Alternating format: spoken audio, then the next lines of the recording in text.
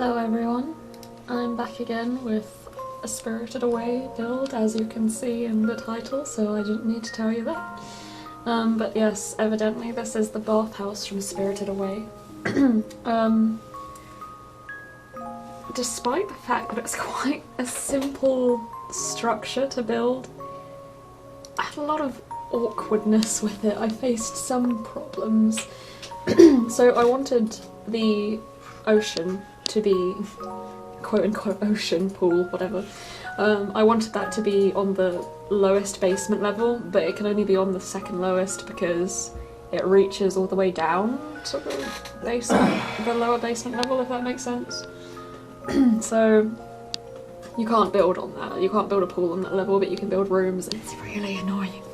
But it's because the pool will go lower than the allowed limit. Yeah, you probably know what I mean. I don't need to go into this much detail on it. Anyway, so Kamaji's boiler room should be lower than it ends up being. I did initially make it go, how do I explain it? I didn't make the water reach right up to the building on that side, and I dragged it out slightly so that there were more steps going even further down. But it just didn't look right because his door's meant to be above the water, not below it. That would just be odd.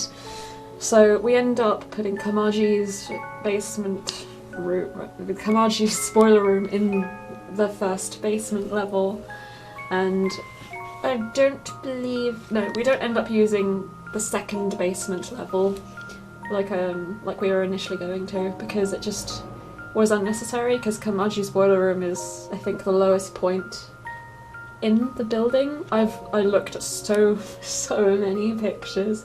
I looked at models of the bathhouse, I looked at screenshots, I rewatched the movie. I watched someone's Minecraft video. That was the most helpful, by the way. I'm going to link that in the description. I've never played Minecraft, but there's so much freedom with what you can build. Anyway, so I looked at someone else's Minecraft build of the bathhouse, and that was actually one of the most helpful things. Especially with the staircase part, because I remember how it looked, but I just wanted to see where it went and stuff like that. Oh yeah, here's the roof. We end up moving all of this down slightly because of the limit of 4 floors from ground up. So this had to be moved down, which was really annoying. But I think it still ended up looking okay. It's pretty good, I think. I don't know. It looks like a cake right now. A very square cake. But it gets better, maybe. I mean, you can decide. You don't have to agree. It looks better when there's colours on it. But yes, so this is that roof part. It has a sign on. I end up putting a sign on that was the same shape, but it had a cupcake on it, so I took it off because it looked weird. You could tell it was a cupcake. I end up putting a little sign that looks almost like you could kind of squint and pretend it was in Japanese. I mean, it's similar, so for whatever that's worth. Generic future language where all writing has blurred into one. Yes. Like in that episode of South Park where people come from the future and they all look exactly the same. So that's where am I going with this?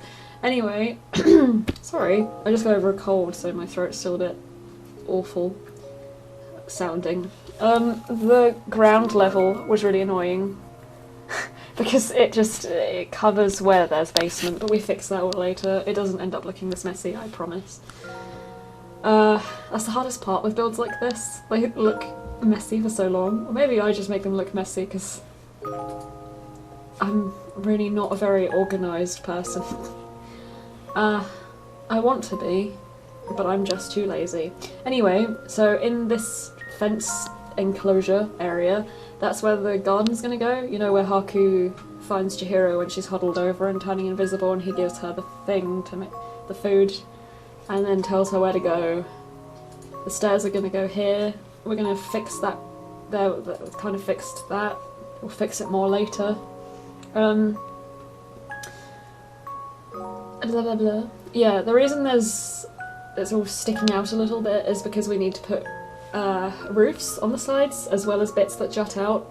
If you look at views from the side or the back of the bathhouse, there's lots of little areas jutting out. They look so cute. That's my favourite part of the bathhouse, all the little bits that jut out. I don't think I did them justice in the interior decorating part.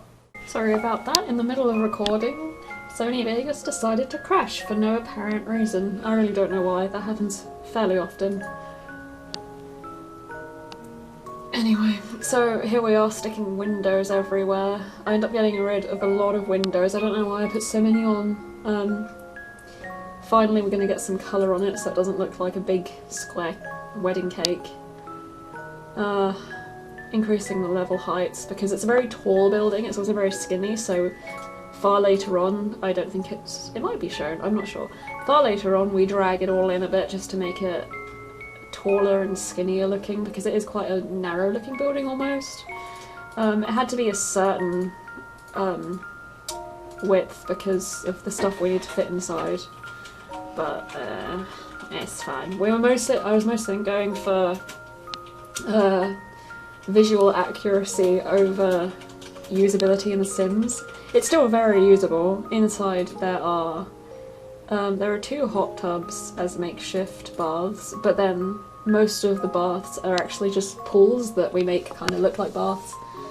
The hot tubs are just for variety. If you don't have the backyard, is that the right one? Perfect patio stuff pack, you can just replace them with pools and it'll probably be fine. Probably, why would it not be? It'll be fine. Originally I was just going to do pools, but I was given that pack as a present from my mum, so I stuck in the hot tubs, but yeah, they'll be fine as pools. There are also... So customers are primarily using the ground floor with the baths. I can't remember what I put on the second floor. Oh no wait, second floor is also usable. This is listed as a spa and I decided to try and make it as usable as possible while remaining as accurate as possible. So the second floor is also a spa level. I think you can go in a sauna. I figured they'd have that because it's not like a modern sort of thing. I was trying to also not mimic but take inspiration from bathhouses currently in Japan. There are lots of older ones. They generally all have paintings or pictures of Mount Fuji. There's a reason, I'm sure, but I don't know what that is. But yeah, anyway, so the interior tries to replicate the film's actual design. So it does have that big structure that doesn't mean anything to you, but if you watch the movie and look inside, when everyone's walking around the corridors, you can see all the way to the back of it, and there's a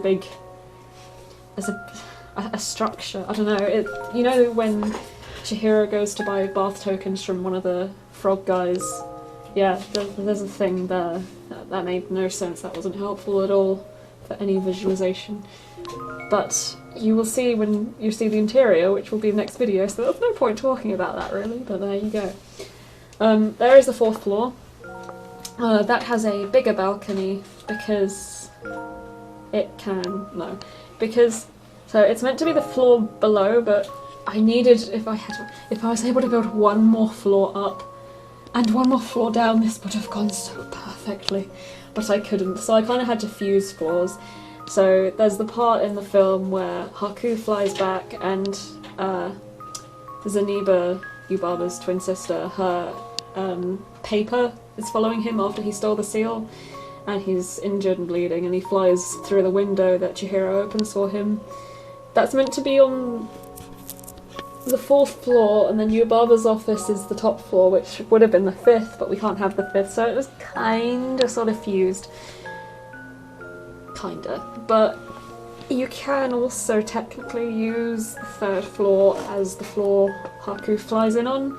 On the 3rd floor we do have the bedrooms of all of the servants, would you call them servants? Slaves? Who knows? All the people working at the bathhouse. Because they all use futon rather than beds, I stacked beds in a corner beside tons of wardrobes to look like they just put them there during the day. But then I also threw down different mismatched looking rugs and put pillows on them to look like they're very thin, threadbare, makeshift futons on the floor. And then there's also a bathroom for them. I've not actually finished decorating it at this point, I'm not going to lie, so I don't know what else is up there, but there will be something. Yes, technically your sim can like just stay on this lot forever if they wanted to for whatever reason, because there's bedrooms and bathrooms and stuff. I mean, you'll never get dirty. That's good. You also probably wouldn't be able to afford it naturally. I can't remember how much this is. Too much, definitely. Because of all that pool. I mean, see. Let's see. This structure I had issues with. Because I think it was at this point I realised, oh wait, this has to be lower. Or have I already lowered it? No, I already lowered it. Sorry, I underestimated myself. One issue was that. What colour should it be? It's gold, but we don't have any wall coverings that look gold, so we went with this really dusty looking orange stone. I think it's stucco, isn't it? Maybe. I think I end up changing it to the glowy one, just to be more accurate and for it to stand out, because I mean that green is really obnoxiously bright as well, in a good way. Obnoxious in a good way. That's not a thing, I'm sure that we're saying it is.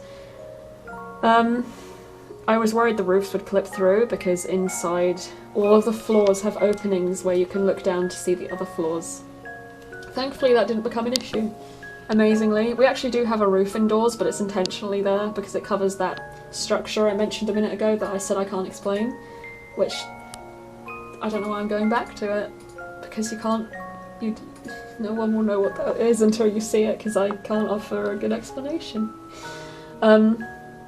I always think that roof trim's going to look good, and then it's always too big. But anyway, so yeah, we watched it. We watched Spirited Away the other day or last week or something. Who keeps track of time?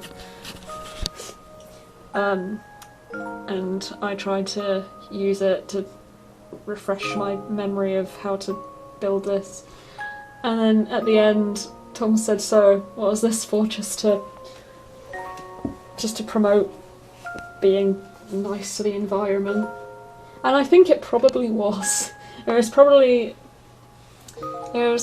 to teach people not to be greedy, you know, like don't take that gold from the spirit because it's not real and you will be eaten. That's the moral. And also because, you know, Haku is a river, and the reason he can't go home is because Chihira's like, oh, it was filled in with cement and there's apartments there now. It's like, oh wow, that's awful. Have you ever seen the raccoon movie? Tom, what's the raccoon one called? Pompoko. Have you ever seen Pompoko? That's the one about the raccoons, and there's a very funny scene or two where they all fly with their I don't think I should say it, but yeah, Google it and you'll see anyway. But it's amusing. And there's also a part where these really elderly raccoons like dance their way to the big community of raccoons. Anyway, that's beside the point. The whole movie ends up being really depressing by the end, and it's basically just, it's sort of saying, oh, it's really sad, but humans are going to build tons of houses throughout forests, trees are going to die, get knocked down, animals will have to pretend to be humans to live, and it's all quite depressing. But anyway, so yes, the Spirited Away probably did have those things in mind when it was made, but it is also just a really fun thing to watch. I think I watched it in 2006 or 7 maybe. I was in high school, but I was like 11 or 12 I think. My cousin showed it to me when I was at his place. He was like, have you ever seen this? And I was like, no. Because back then I'd only seen a handful of anime, and it was like entry tier sort of stuff, like the gateway anime drugs like Naruto and Dragon Ball and Yu-Gi-Oh! And just stuff that everyone's watched, also Bleach. which ended awfully, by the way, but that's beside the point. So did Naruto, so did everything. Anyway, why are we complaining about anime? Stop complaining about anime, guys. It's unbecoming. I'm really glad I included this footage of me placing all of those pillars. This must be really fun to watch. Wow, there's some red, tall pillars. That's really cool. I don't know why I can't place properly. Like, I screwed up the placement of at least 3 when doing this. Why did I include all of that? Why did you have to watch all of that? I'm sorry. But yes, anyways, so, in Spirited Away, I mean, I don't know why I keep saying that. It's like in an essay when you keep saying, in this book, and it's like, we know you're talking about that book. This essay is about that book. But anyway, so yeah, you know, Chihiro has to sign away her name to Yubaba, and she has to use the name Sen. And Haku can't remember his real name, which is Kohaku, which is very crap, really. Like, you think anyone saying his name, oh hey Haku, would be like, wait, my name is exactly the same with just another kanji at the front. I remember now. Anyway, that's not the point. The theme of characters losing, like forgetting or losing their real name is actually a common folk theme in Japanese folklore. Or actually Western as well, that happens in Rumpelstiltskin and stuff. Like, your real name is like a source of power to just remember who you are and stuff like that. One thing I really like about Spirited Away is Chihiro's not forced to change much by the end. She becomes more dependable and relies on herself a lot, which is good. But at the beginning, her parents, who are an issue in themselves, I do not like her parents, but by the end of it, she's not told off for complaining or whining. Like, everyone at the beginning is like, oh, you're so whiny, stop complaining. But she doesn't... It's not about her maturing necessarily. She's not forced to act like an adult, really. Like, she doesn't lose a part of herself. She just learns to rely on herself more, which is a good thing, because her parents are absolute rubbish. Like, they're awful people. Anyway, we're coming to the end of this part. There will be another one.